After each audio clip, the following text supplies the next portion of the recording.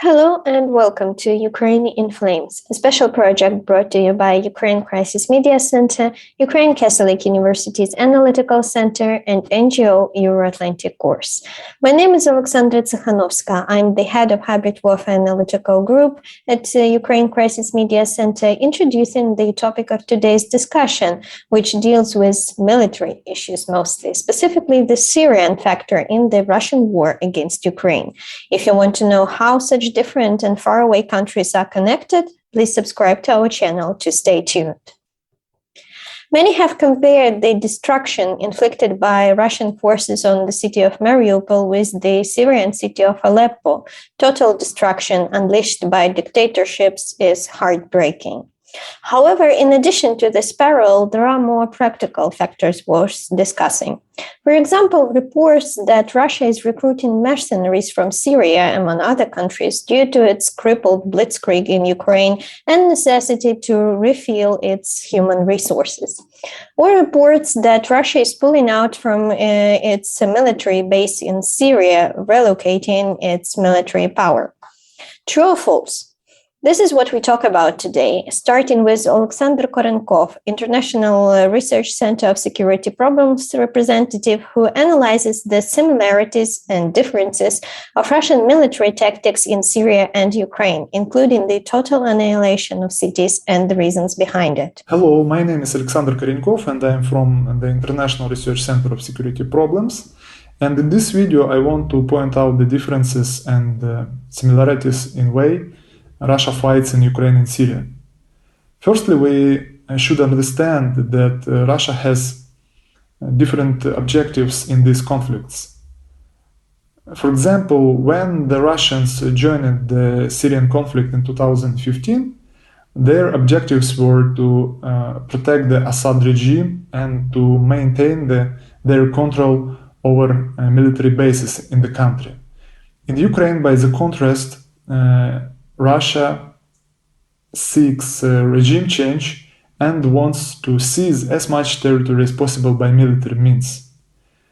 The second difference in this conflict is that Russia in Syria is fighting against local rebels supported by Turkish military forces. And these rebels has no sophisticated weapons to contest and to threat the Russian dominance in airspace and on the ground. So these rebels has to use asymmetric approach in this conflict.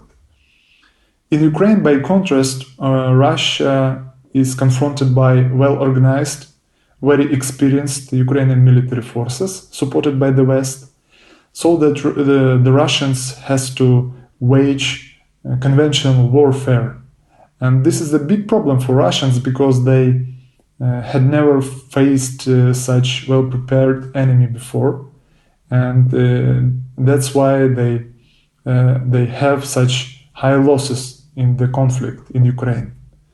The third difference in these two conflicts is that Russia in Syria relies on local collaborators, Assad forces, and allies, for example, Iranian and Lebanese militias.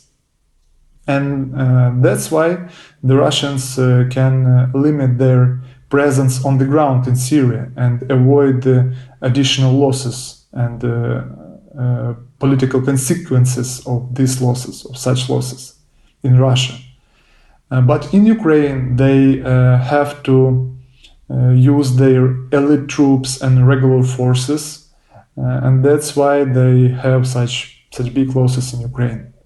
But nevertheless, we also can find similarities in these two conflicts. Firstly, Russia in Syria and Ukraine regularly and deliberately attacks civilians and civil infrastructure. It attacks hospitals, medical facilities, residential areas, and so on and so on. And the objectives of such attacks are to sow panic, to break the enemy's will to resist, and to deplete the enemy's resources, because in other case the enemy could use these resources on military purposes. The second similarity in these conflicts is that Russia destroys the cities in Syria and Ukraine. The Russians do this because storming the city is a very complex and a very difficult military task. This task requires a lot of resources and usually results in high losses. So, as we can see from such historical examples as Grozny, Aleppo, and Mariupol, the Russians prefer not to liberate and to fight for the city, but destroy the city. The Russians don't care about the fate of city's residents and infrastructure, and moreover, they use such barbaric approach as submission by starvation. When they besieging the city and blocking the evacuation from the city to turn the civilians in the city into hostages. And the third similarities in these conflicts is that Russia use of prohibited weapons. We know about using by the Russians cluster munitions and thermobaric bombs in Ukraine and Syria. And in Syria, they used sarin and chlorine gas to terrorize the people and to force them to leave the territory or to die. And as a conclusion for this video, I want to point out that Russia does not wage war by rules. The Russians waging war of annihilation. And the objective of this annihilation war is to destroy not only the enemy military forces, but the whole society, because they believe that destroying the society, they can seize and control as much territory as possible, because Russians interested only in territories, not people. Our next guest, Volodymyr Solovyan, the representative of New Geopolitics Research Network, takes a closer look at the notorious PMC Wagner in the context of Syria and Ukraine, as well as discusses the reports of Russian troops withdrawal from Syria. He also addresses some of the potential developments in the region linked to the Russian now weakened ability to support Bashar Assad. Let's welcome Volodymyr Solovyan. Back in early February, reports appeared that private military company Wagner was recruited Syrian mercenaries to take part in the war in Ukraine.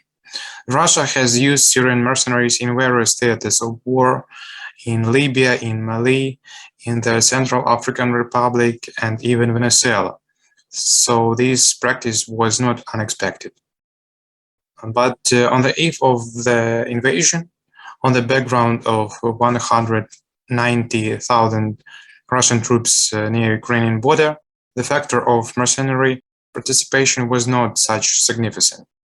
The situation dramatically changed after the first week of full-scale war, when Russian troops suffered heavy losses. The Russian command became short on troops and was looking to get manpower. Then Moscow announced plans to send 16,000 so-called volunteers from Syria to the war zone. However, such statement was rather speculative.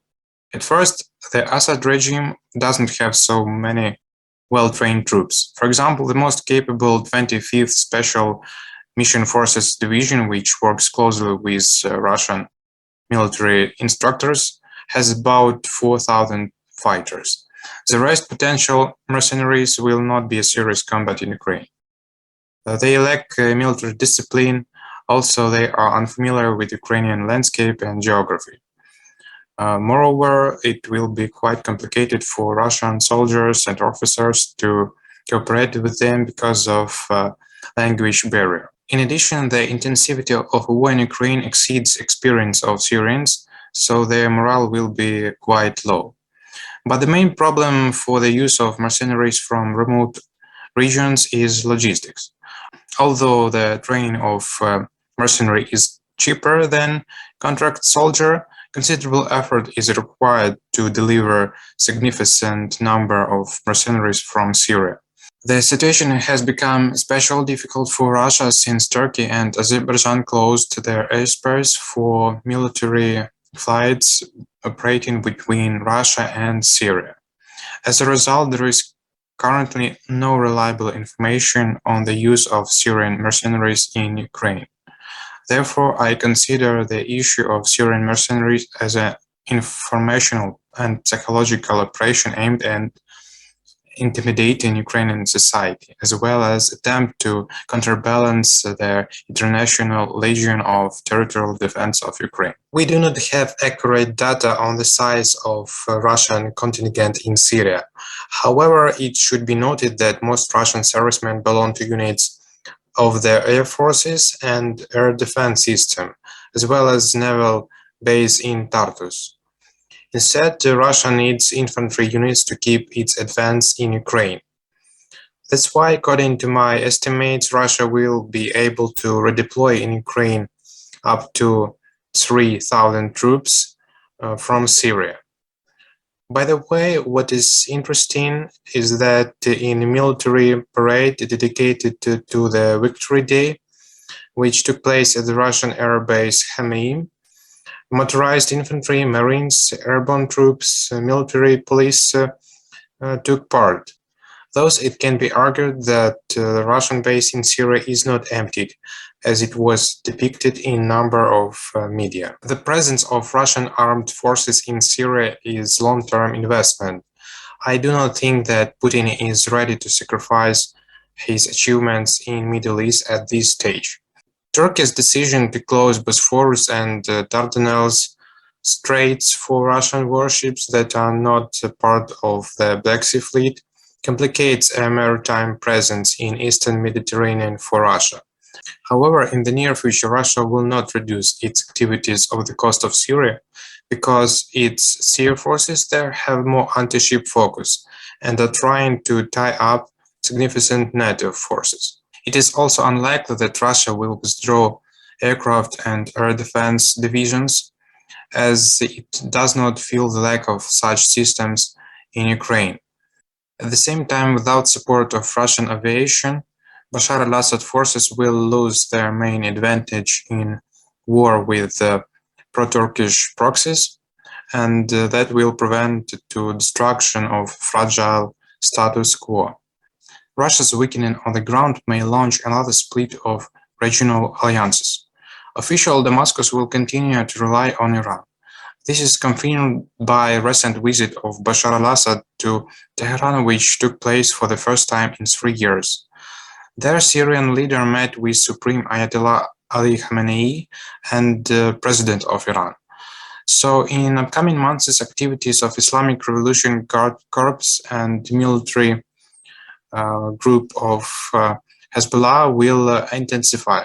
This means that Israel, despite recent diplomatic scandal caused by Russian Foreign Minister Lavrov anti-Semitic remarks, will act in restraint in relationships with Moscow, which will keep its influence over regime in Damascus. You've been watching this special project by Ukraine Crisis Media Center, Ukrainian Catholic University's Analytical Center, and NGO Euroatlantic Course, Ukraine in Flames. If you find our work useful, please like and share this video, and don't forget to subscribe to our channel. In the description to this episode, you can find information on how you personally can help Ukraine in the face of Russian aggression. Remember that everything is going to be Ukraine.